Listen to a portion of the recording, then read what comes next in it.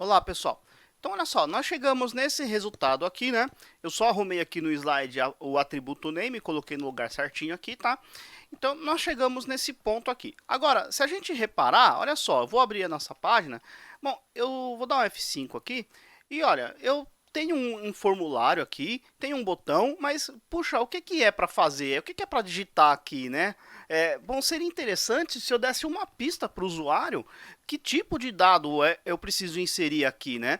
Então, eu vou colocar uma etiqueta, digamos assim, nesse tipo de input. Então, é como se eu tivesse assim, faça uma busca, alguma coisa desse jeito, tá? Então, eu poderia vir aqui no brackets, olha só, e colocar simplesmente um textinho aqui, ó, faça uma busca. Se eu salvar, tá lá, né? Já mostrou ali do lado pra gente ali. Só que esse texto solto aqui, né? Sem nada segurando esse texto, sem nenhuma etiqueta, sem nenhuma tag, ele não está tão correto assim, né?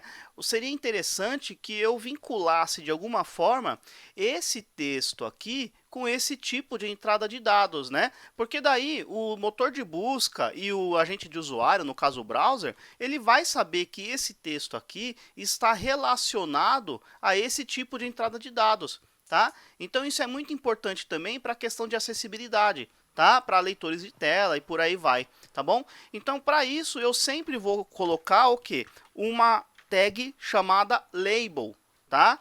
Uma tag label aqui, abre aqui e fecha no final desse cara aqui, tá? Então, ó, tem uma tag label que tem uma etiquetinha aqui, faça uma busca, e embaixo eu tenho um input type, tá? Só que, poxa, como que eu vou fazer esse vínculo, né? Será que o browser, o agente de usuário, é inteligente o suficiente para saber que tem o label e o input que está logo embaixo estão relacionados?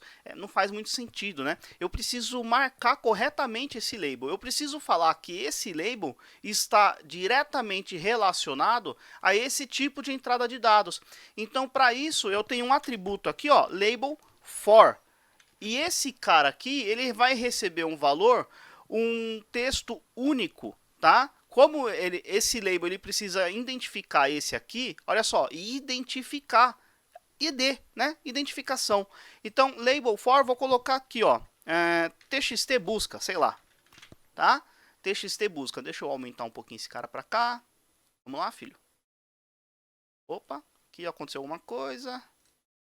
Enfim, não estou conseguindo mudar o tamanho da janela, mas não tem problema. Vamos lá para frente. Então eu tenho aqui, ó, label txt busca, e esse cara, ele precisa estar dentro desse input aqui, né? Se ele é único, pô, forte indício que eu posso colocar um atributo ID. Aliás, ID é único, né? Então, txt busca. Salvei. Olha só, visualmente eu não tenho nenhuma diferença, mas agora o código está bem mais semântico, bem mais correto, tá? Eu tenho um textinho aqui, faço uma busca que está relacionado com esse tipo de input, tá? Se eu olhar no meu slide, olha só, tá? Então, ID único, olha lá, label for único ali, tá? Próximo slide, eu poderia também organizar o tipo de entrada de dados, tá? Então, por exemplo, pense que agora eu não tenho mais um único campo, eu tenho mais de um campo, eu tenho login e senha, por exemplo.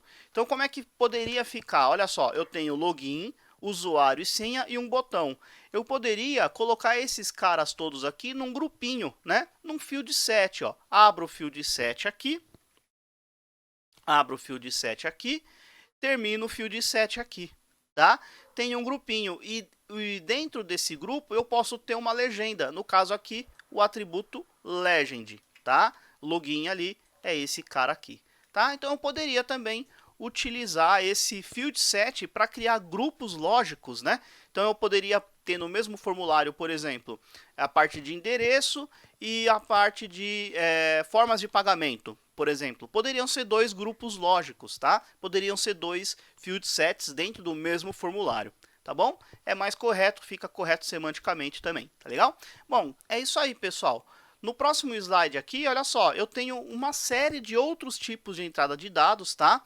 Eu vou deixar esse cara aqui, a gente vai vendo todos eles no bracket mesmo, digitando no código, eu acho mais fácil da gente poder visualizar esses caras, tá? E eu também tenho alguns atributos. Opa, antes dos atributos, desculpa, eu tenho mais dois tipos de tipo de entrada, né?